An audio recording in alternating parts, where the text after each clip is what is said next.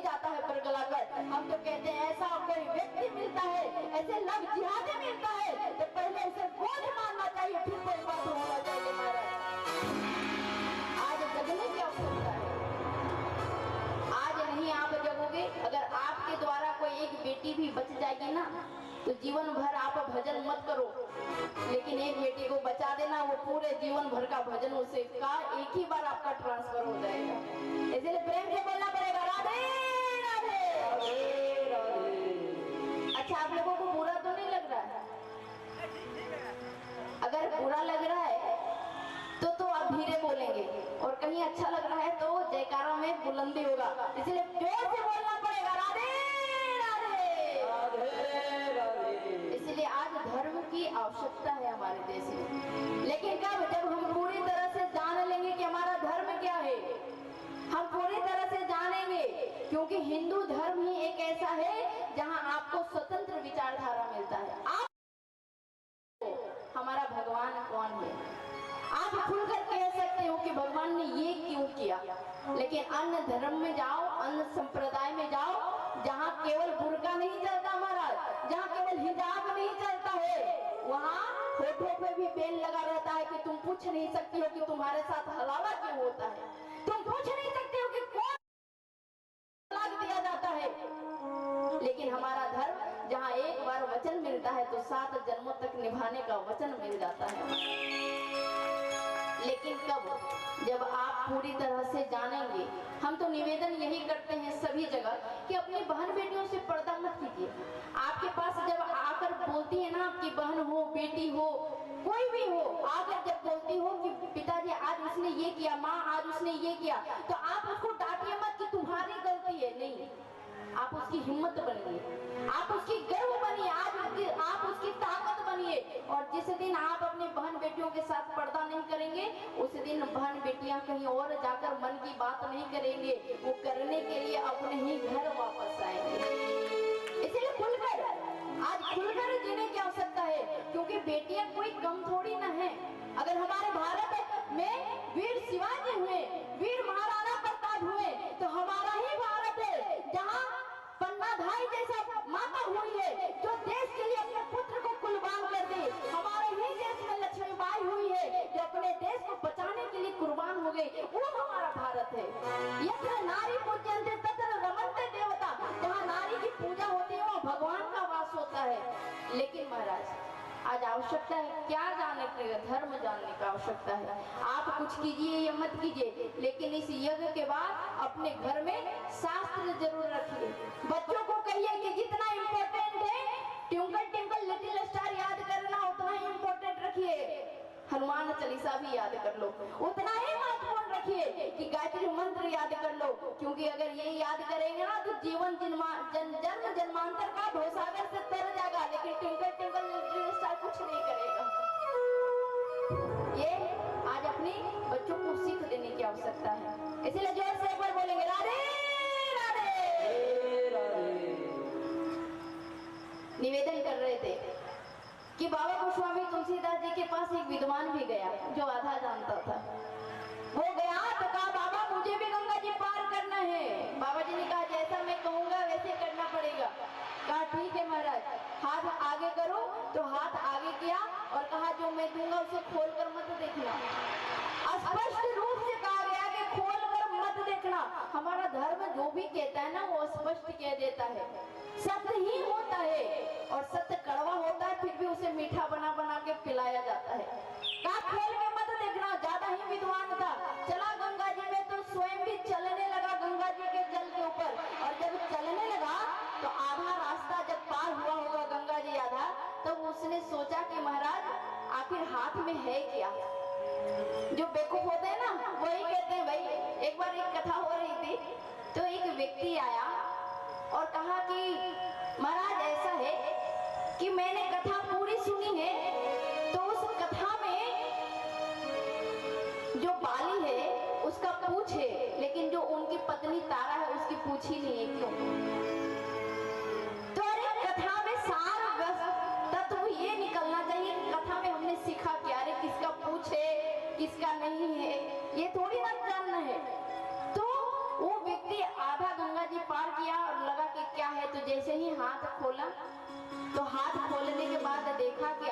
तो छोटी सी तुलसी की पत्ता रखी थी और के पत्ता पे राम का नाम लिखा हुआ था। अब जैसे ही खोला देखा कि अरे ये तो तुलसी के पत्ते पे राम लिखा हुआ है, उसने हाथ ऐसे किया और कहा धत तेरी की ये मैं भी जानता हूँ। बस इतना करना और गंगा जी के अंदर। तो जीवन में भगवान को मानो, मंत्र जापे ममे दृढ़ विश्वासा, पंचम भजन सो वेद प्रकाशा। मंत्र जापे ममे दृढ़ विश्वासा, पंचम भजन सो वेद प्रकाशा। मंत्र जापे ममे दृढ़ विश्वासा, पंचम भजन सो वेद प्रकाशा।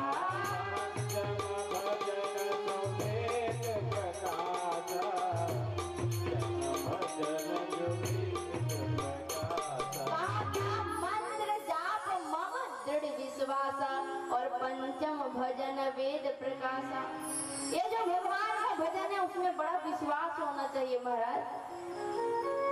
कोई कहता है अन्य धर्म अन्य संप्रदाय कहता है एक छोटी सी बात कि अरे यीशु मसीह कौन है? बोले वो गॉड का दूत है, मैसेंजर है। मोहम्मद पैगंबर कौन है? बोले मोहम्मद पैगंबर लोग बोलते हैं। बोले मोहम्मद पैगंबर का मतलब आपको पता है क्या? बोले वो लोग मोहम्मद बोलते हैं जिसके अंदर मुंह भी भरा है और मद भी भरा हुआ है। लेकिन हमारे भगवान को मदन मोहन कहते हैं जिसके अंदर ना मद है और ना मोह है। इसीलिए वो कौन है? बोले वो अल्लाह का दूत है। लेकिन हम तो डायरेक्ट बोलते हैं कि महाराज हमारे यहाँ भगवान प्राकट होकर आए। विप्रदेन सुर संतहिता लिन्न मनुज अवतार, निज इच्छा निर्मित तनु माया गुण गोपाल। कहा कि भगवान स्वयं अपनी इच्छा से अवतार होकर आते हैं धरती धरा पर और हमारे सज्जनों को बचाते हैं। इसीलिए बड़ा सुंदर कल हमने श्रवण किया क्या कि भगवान का बाल लीला कितना अच्छा हुआ। भगवान की बाल लीला को आप अगर श्रवण कर लीजिए तो हृदय आनंदमय हो जाता है, हृदय में वात्सल्य आ जाता है, करुणा आ जाता है कि भगवान यशोदा मैया से इतना सुंदर मिलते हैं, इतना मैया यशोदा प्रेम करती हैं। मैया भगवान को श्रृंगार करते हैं, लाड लड़ाती है मैया। और वेद व्यास जी कहते हैं कि राजन जो कन्हैया है ना वो धीरे धीरे बड़ा हो रहा है। बड़ा सारा उन्होंने लीला किया, चीर हरण किया। चीर हरण में उन्होंने कहा कि जो व्यक्ति कोई तीर्थ में जाता है, कोई नदी में जाता है, निर्वस्त्र होकर स्नान करता है तो बड़ा पाप लगता है, क्योंकि वहाँ पंचभूत जो होते हैं वो विराजमान होते हैं, देखते हैं। इसलिए उन्होंने चीर हरण करके संदेश दिया है, कहा है कि आप चाहे जहाँ भी रहो लेकिन बिल्कुल निर्वस्त्र होकर स्नान नहीं करना चाहिए। भगवान ने आगे बड़ा सुंदर लीला किया है कि जितने भी गोपियां हैं सारी गोपियों का प्रेम किया है। और आ गया शरद ऋतु का महीना, और जैसे ही शरद ऋतु का महीना आया तो भगवान को लगा अब तो मैं यहाँ कुछ दिन ही रहूंगा, फिर तो यहाँ से चला जाऊंगा, तो क्यों ना एक बार सारे गोपियों को बुलाया जाए।